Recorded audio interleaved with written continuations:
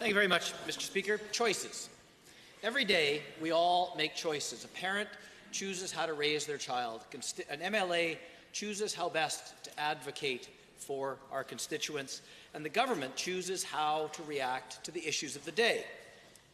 The government has information that the rest of us don't have. At times, they need to keep sensitive discussions behind closed doors. And that needs to happen even when the opposition is making noise or the media is asking difficult questions. In those situations, the government can choose to play to the crowd. They can choose to try to win the daily media cycle or win the next 3 hours on Twitter.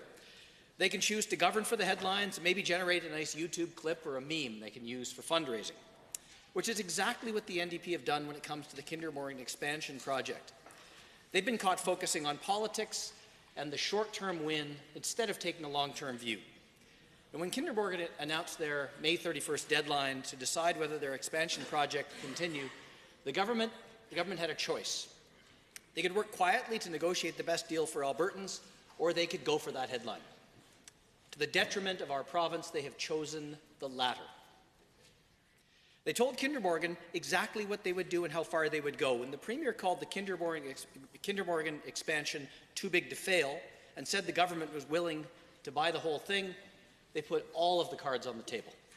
It's like walking into a car dealership and saying, here's how much money I have. Now, how much is that truck? Well, guess what? It costs exactly the amount of money that you have. The Kinder Morgan expansion, it should go ahead.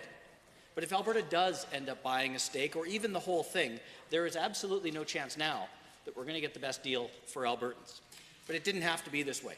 If the NDP had chosen patience and focus instead of a quick political win, the pipeline would have been a better chance of moving ahead and Albertans would get a better deal.